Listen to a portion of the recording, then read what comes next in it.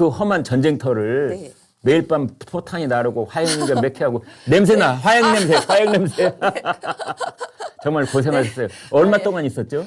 제가 11월, 그러니까 서울에서 출국했다 돌아온 기준으로 예. 11월 23일에 출국해서 예. 12월 5일에 들어왔고요. 아, 네. 근데 이제 가고 오는 시간이 너무 오래 걸려요, 요새. 아, 그렇군요. 유럽까지 가는 비행기도 너무 오래 걸리고 예. 해서 거기 실제로 있었던 기간 한 8일 정도 네. 된다고 생각합니다. 아, 네. 네. 지면을 통해서 계속 보고는 있었는데 아, 예, 정말 그렇습니다. 대단하신 일을 했는데 종군 기자예요. 네. 아, 예, 뭐 아니 그렇게 이건 뭐 예, 평가해 정확하게 주시면, 이제 네. 제가 뭐 과장한 거 절대 아니고 그때 제가 네. 지금 미리 들은 얘기가 있는데 공습 경보를 녹음해 오신 게 있다고요. 녹음한 네. 거라기보다 제가 예. 이제 분위기를 좀 전달해드리려고. 네네네네. 저도 이제 나이를 밝히긴 좀 그렇지만 70년대생이다 보니까 아, 예. 그 어렸을 때 그런 훈련 좀 했었거든요. 아, 근데 이제 네네네. 그동안 좀 잊고 살았는데. 민방공 훈련. 네네. 네. 여기 이제 앱을 다 설치하라고 해요. 잘 안 보일 것 같긴 한데. 네. 그래서 이거 앱을 설치해 두면 예. 공습 경보가 켤 때마다 아, 여기로 그렇군요. 울리는데. 네네. 이제 시도 때도 없이 울리는데 좀 소리를 약간 들려드리면 이제 이게 들리나요, 저기? 이런 식으로. 들립니까? Attention. 네. Air raid alert. Proceed 이런 to the nearest shelter. 이제 Don't be 가까운 careless. 방공호로 Your 들어가라. overconfidence is your weakness. 이제 이런 식으로. 아, 영어로 해주는군요, 그냥. 이제 영어로 제가 설정을 영어로 해놔서 해놓으니까, 네. 뭐 이건 약간 여담이지만 예. 이 목소리가 그 스타워즈 루크 스카이워커 했던 배우 맨 앞에 어텐션 하는 말은 들렸어요. 어텐션 예. 그다음에 에어 얼러트 공습 경보 예. 이제 가까운 방공호로 가라. 방공호로 들어가라. 너의 지나친 자만감은 너의 약점이 될 것이다. 아, 자만감이 너의 네, 약점이다. 네. 그러니까 사람들이 이제 잘 안 가려고 하잖아요. 그 워낙 자주 울리니까 너무 귀찮기도 하고 저도 뭐 다 가게 되지는 않더라고요. 네. 근데 이제 피해라 이렇게 예. 하는 이런 소리가 이제 핸드폰에서도 나고 길에서도 나고 뭐 호텔에 있으면 호텔 안내 방송으로도 네. 나고 그래서 좀 약간 옛날에 우리도 그렇게 훈련을 했었는데 하는 생각이 좀 났었습니다. 참 그 자만심이 포탄보다 자만심이 더 위험할 수 있다는 그 말이 예. 무슨 말인지 네, 정말 네. 실감 나는 것 같아요. 현장에서는 더 좀 실감이 났었어요. 네. 네.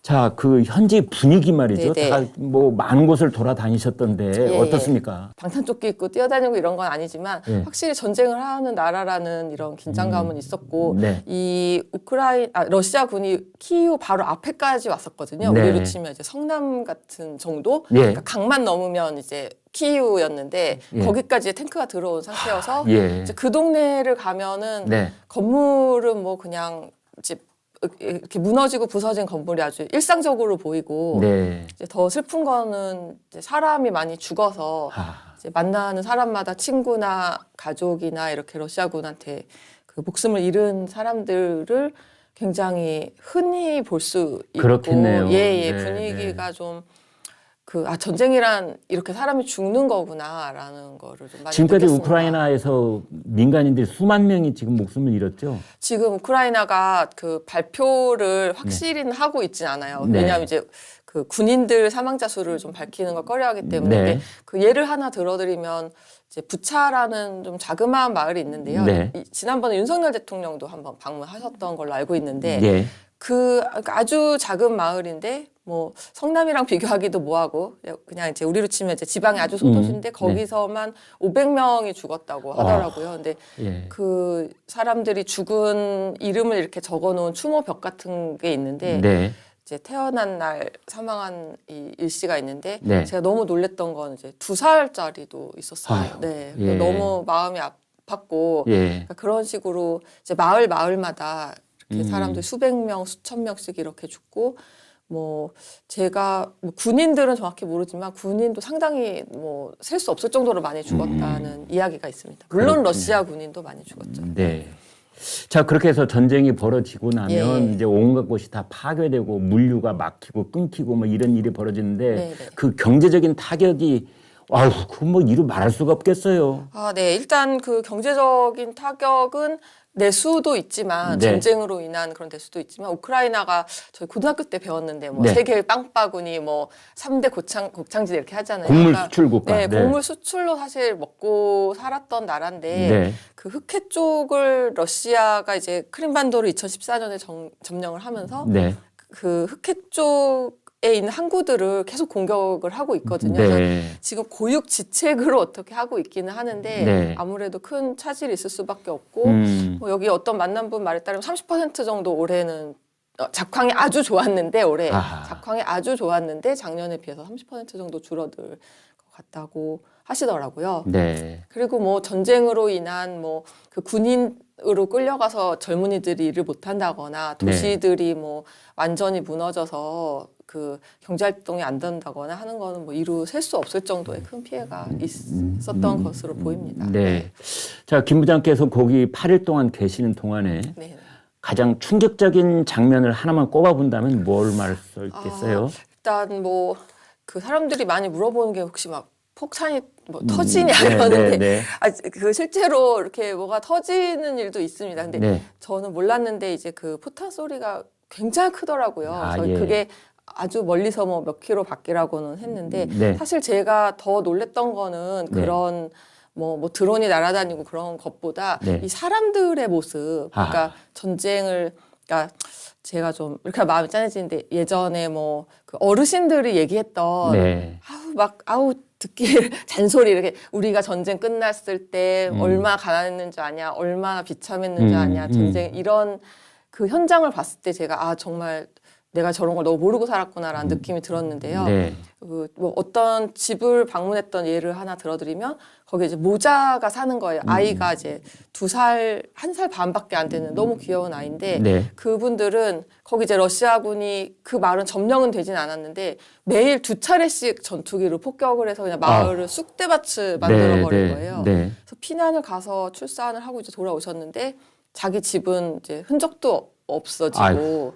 지금 이제 다른 데로 피난 간 친구 집에서 사는데 예. 그 집이 보니까 창문이 없어요. 근데 지금 이거 엄청 추운 겨울이잖아요. 오늘은 뭐 한국은 좀 따뜻하지만 이제 예. 그 좀 추운 한국의 겨울 날씨 같은데 창문을 막 비닐로 붙여놓고 예. 벽은 다 이렇게 구멍이 막 나 있고 음.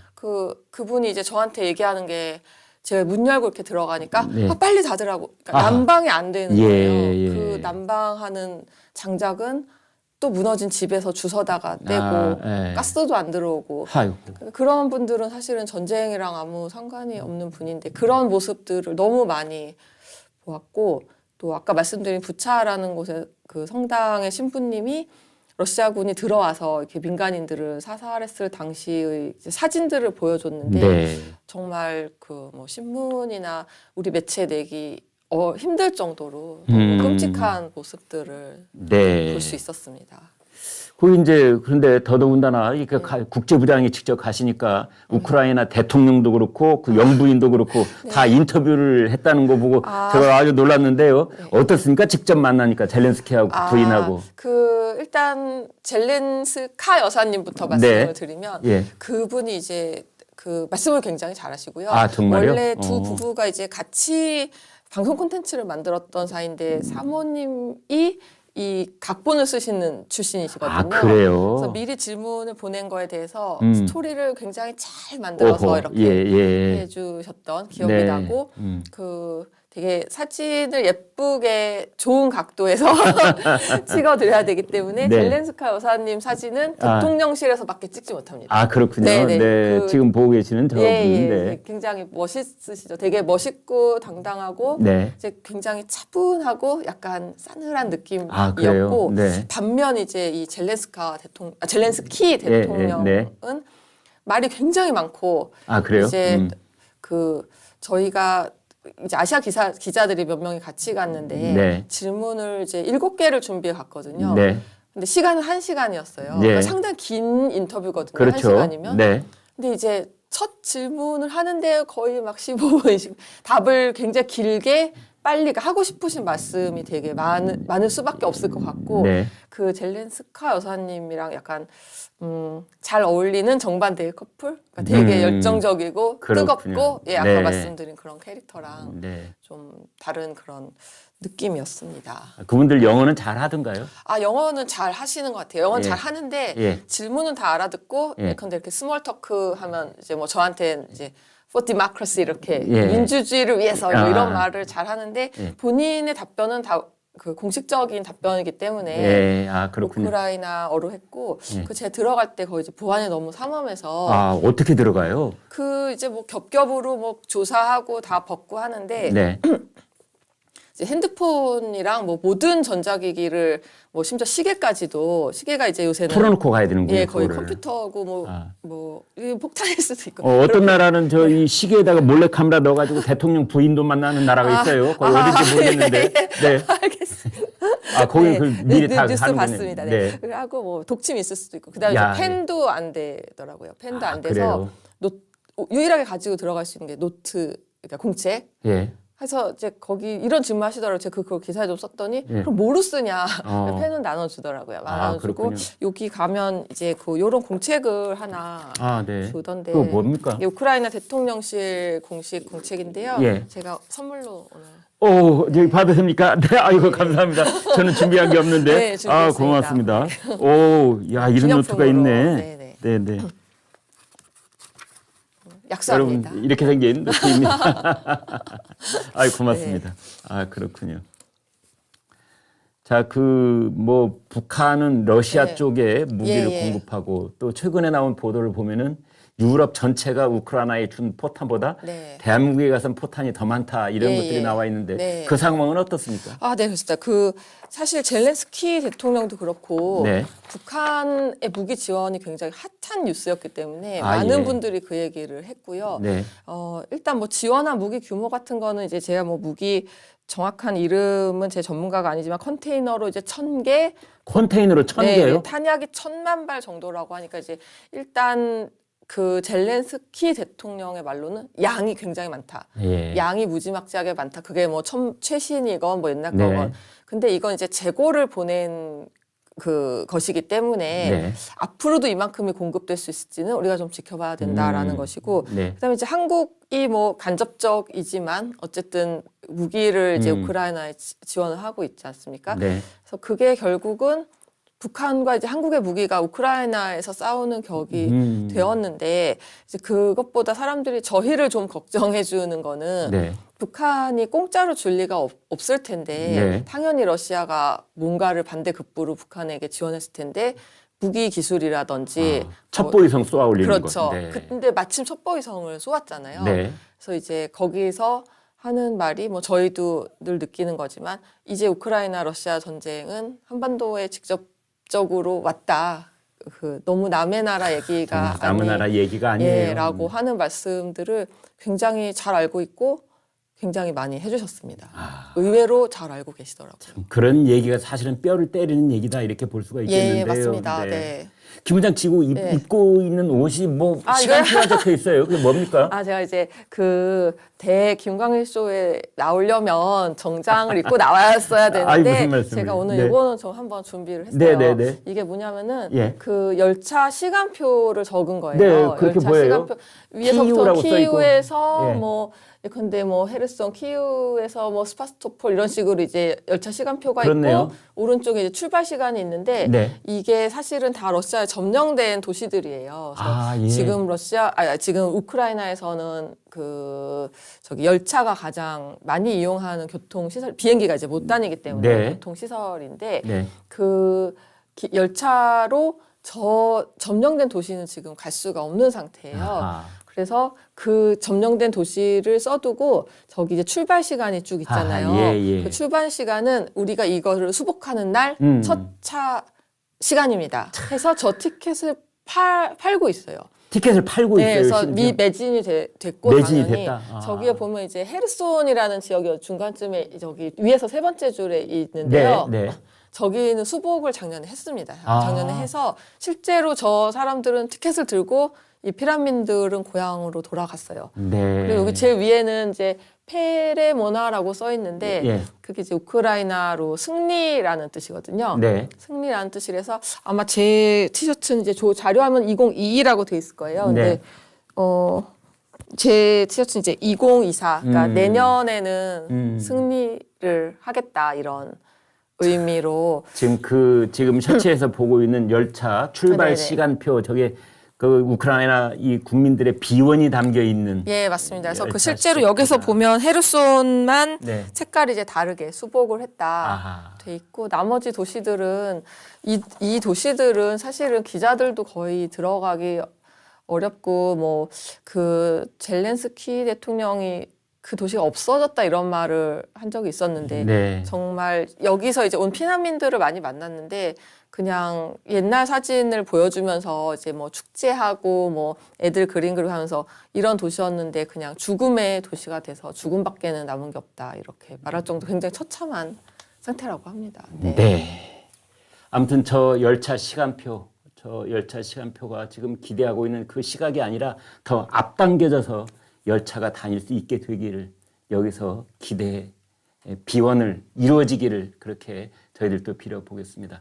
예, 대개는 저희 이제 신문사에서는 취재를 나갈 때 대개 이 부원들이 현장 취재를 다니고 이제 부장님들은 이제 신문사 안에서 데스크를 보지 않습니까? 그런데 지금 나와주신 김신영 국제부장은 부원들은 다 에어컨 나오고 선진국으로 다 출장 보내고 본인이 제일 험지를 이렇게 전쟁터를 다녀왔습니다. 국민의힘 들으라고 하는 소리입니다. 네. 자, 국제부장이 나오셨으니까 지금 우리가 가장 관심을 갖고 있는 것이 미국 대통령 선거고 그중에서도 트럼프 전 대통령이 또 대통령이 될 가능성. 이제 이게 제일 궁금한데요. 그래서 국제부장이 나오셨으니까 그리고 미국에서 특파원 생활도 하신 분이니까 그 얘기를 얘기를 나눠보도록 하겠습니다. 어떻게 트럼프가 당선될 확률 어떻습니까? 어떤 반응입니까 요즘? 네, 제가 뭐 정확한 뭐 여론조사 전문가는 아니지만 네. 요즘 뭐 분위기는 트럼프 지지율이 굉장히 높게 나오고 있고 예. 또 반대로 죄송합니다.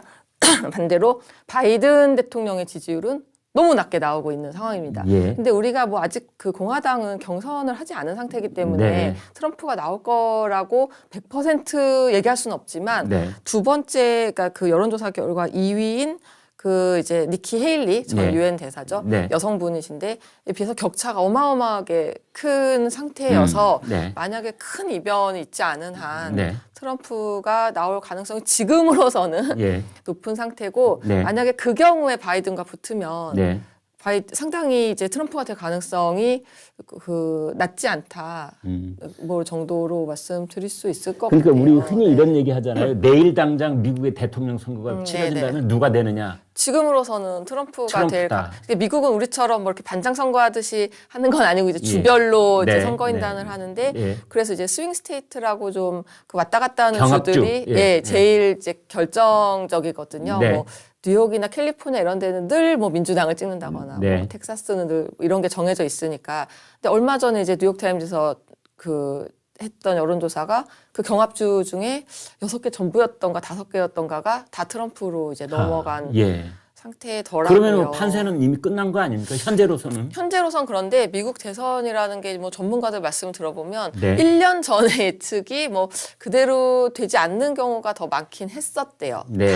단 이번에는 그 예전에는 오바마라든지 막 누구야 미국 워낙 땅이 넓기 때문에 네. 신예가 와서 막 판을 뒤집고 뭐 이러는 경우가 많기 때문에 그랬는데 네. 이번에는 다 아는 사람들이잖아요. 네. 바이든 너무 알고 예전에 뭐 부통령 때부터 우리 바이든 몇 년을 봤나요 지금? 네. 트럼프 너무 잘 알고 그래서 이변이 없을 수도 있다라는 얘기도 있는데 근데 바이든이 밀리는 게 뭐 엄청 밀리는 건 아니기 때문에 네. 그러니까 말하자면 좀 접전이거든요. 네, 역전이 될 수도 있고 그렇죠, 또 그렇죠. 제3의 인물이 앞으로 갑자기- 나타날 가능성이 있다면 그쵸, 뭐. 그 사람이 판을 좀 흔들어 놓을 가능성. 흔들어 놓고 지금은 이제 뭐 그 사실 바이든 대통령이 연세가 굉장히 많으신데 네. 저희도 이렇게 CNN 같은 걸 보면 되게 힘들어 보이시긴 해요. 네. 그래서 이제 그런 것 때문에 트럼프가 되면 안 된다라고 생각하는 사람들이 또 제3의 뭐 후보를 내겠다 이런 움직임도 있거든요. 네.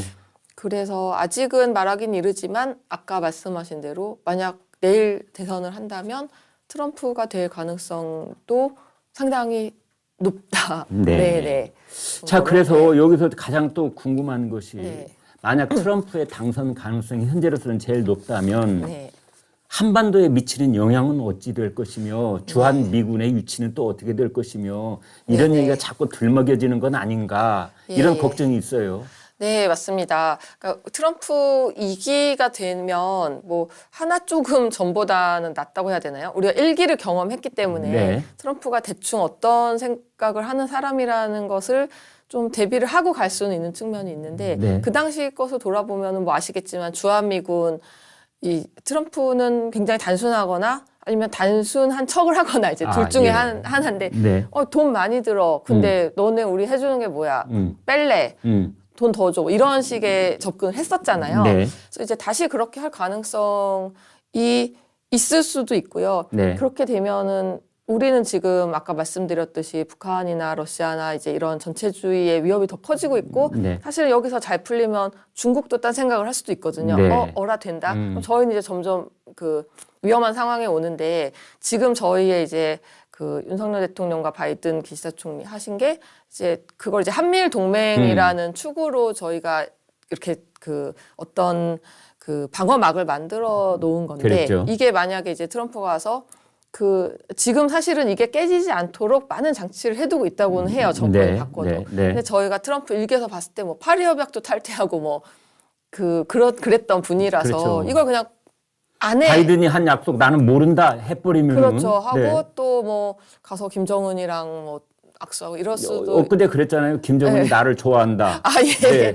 그래서 그런 상황이 되면 네. 저희도 뭐 만약 그런 상황이 일어나면 네. 좋을 수는 없을 것 같고 그 경우에는 지금 그 한국 국민들 80%가 자꾸 핵 무기 갖자고 하는데 네. 이제 미국이 가장 우려해서 보는 게 그거거든요. 네. 한국이 그렇게 뺐을 때 그 핵무기 개발 뭐 요새 핵무기 개발은 아무나 다 하니까 네. 기술이 없는 건 아니잖아요. 네. 그래서 그런 식으로 이제 글로벌 비핵화 자체에 좀 타격을 입는다거나 이런 시나리오도 나오고 있지만 한편으로는 트럼프가 한 번 좌충우돌 했기 때문에 두 번째는 조금 더 성숙한 모습을 네. 보여서 대응할 수 있지 않을까라는 의견도 있습니다. 알겠습니다. 네, 여러분 아무튼 저 트럼프 대통령 다시 한번 제2기를 맞이할 가능성이 현재로서는 꽤 높아 보이는데 그렇다면 이제 그런 국면이 올 것에 대비해서 우리는 어떻게 해야 될 것인가 이 질문 항상 염두에 둬야 될 그런 상황이 지금 진행이 되고 있고 그 사이에 우리는 또 총선거라고 하는 국회의원을 새로 뽑는 선거를 치러야 되고 그리고 11월 달에 미국의 대통령 선거가 있고 이런 일정이 기다리고 있겠습니다. 오늘 아무튼 조선일보 국제부장이 우크라이나 현지에 가서 대통령과 대통령 부인을 만나고 그 전쟁터를 곳곳을 샅샅이 누비고 온 김신영 부장으로 같이 나와줘서 아주 재미난 얘기, 의미 있는 얘기 들었습니다. 앞으로 좀 자주 좀 모시겠습니다. 자주 좀 나와주세요. 아니요, 괜찮았나요? 오늘 고생하셨습니다. 네, 고맙습니다. 네, 감사합니다. 고생하셨습니다. 네. 예.